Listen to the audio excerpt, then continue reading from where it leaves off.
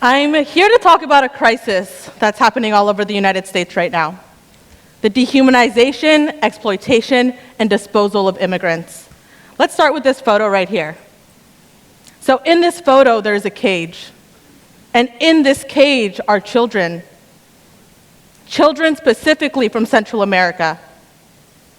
You can't see much of their bodies or their faces, but these are children that might never get to see their families again. These are children who deserve to play, to laugh, to simply live. So when we talk about detention centers, we must acknowledge that they're inhumane. Let's look at this other photo.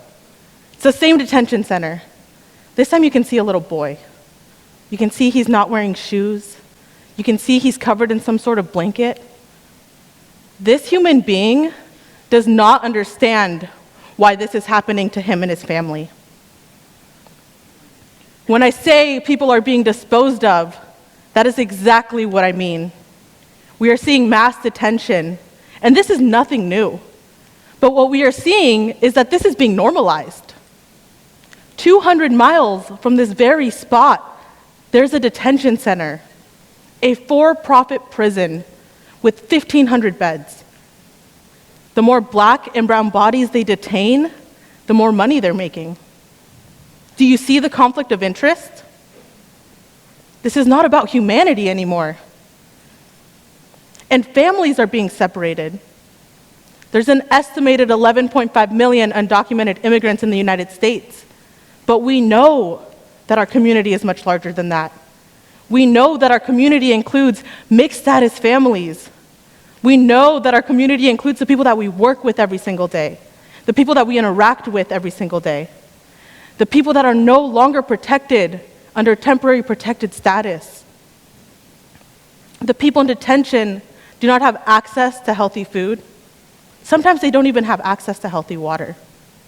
And these people work 8-hour days, maybe more, for $1. And they use that $1 to call their families. Immigration's Custom Enforcement, also known as ICE, has free range. Sensitive locations such as schools and hospitals no longer exist. The people in detention are being exploited for money and cheap labor. And this isn't even acknowledging the exploitation that undocumented people face in the workforce every single day. Living in a society that capitalizes off their existence, yet dehumanizes them.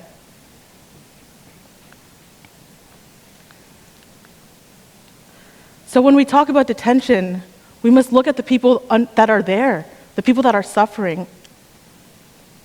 You can pick and choose any time in history where you want to analyze and argue that immigrants were brought in to allow white folks to enter into a new sector of the economy with higher paying jobs, with better wages. But these aren't the things that we talk about when we talk about immigrants. Let's talk about some of the common stories we do here.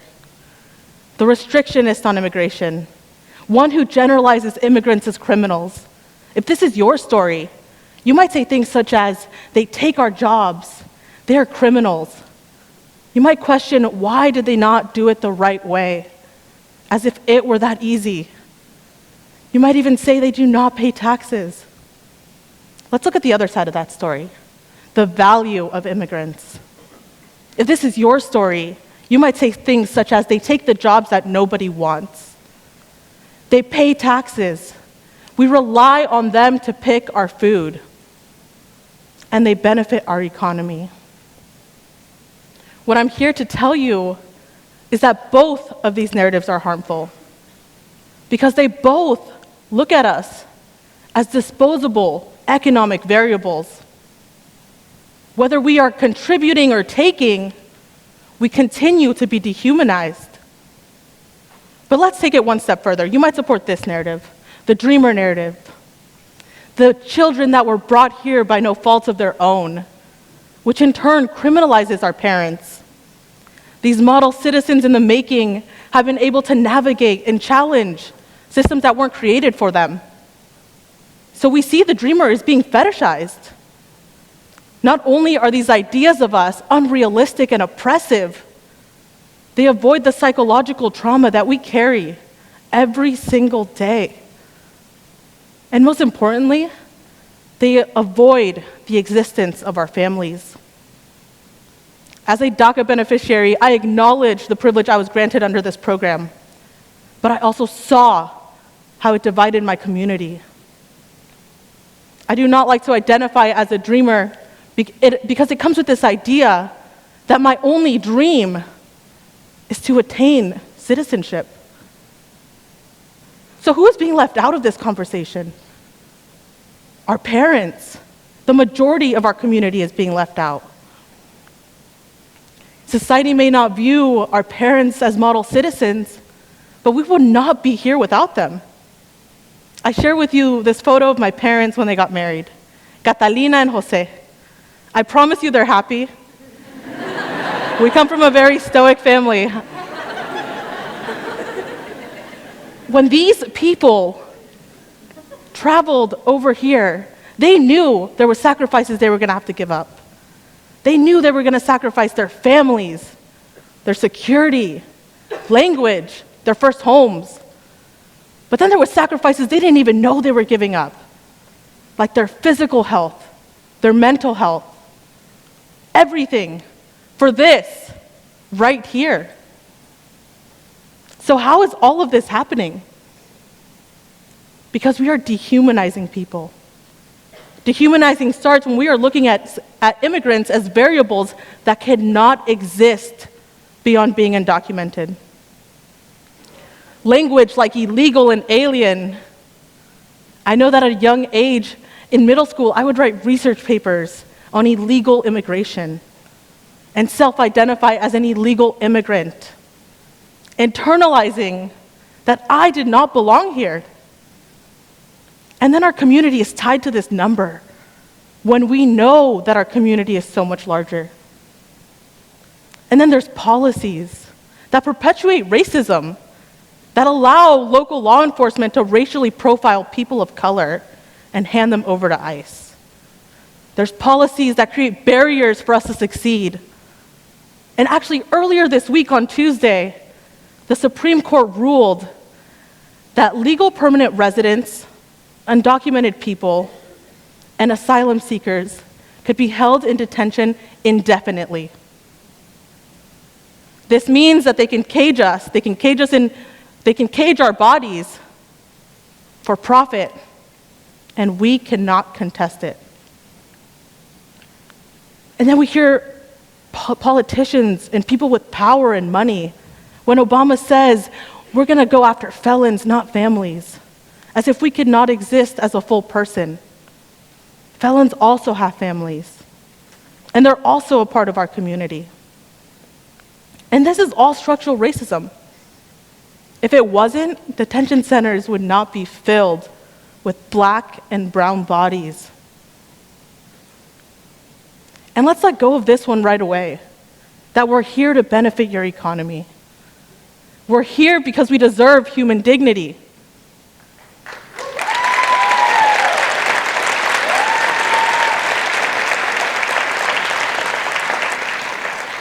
So I ask, why is humanity tied to legal status? Why is humanity tied to legal status? Analyzing this stuff, it's not easy for you. It's not easy for me. But there is not a day that goes by that I don't think about this. There are millions of people living in fear of leaving their homes, of going to work, taking their children to school, losing their families. And the worst part is that we are letting this happen.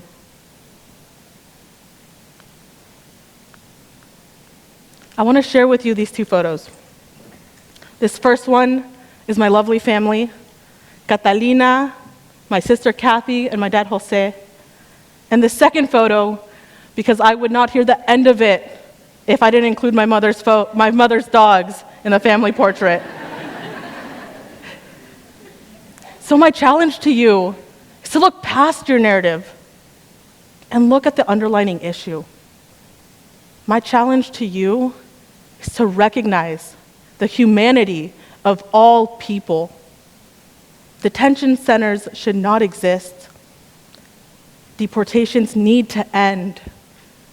And let's fight for an inclusive DREAM Act that is not at the cost of our community, but rather includes every single person.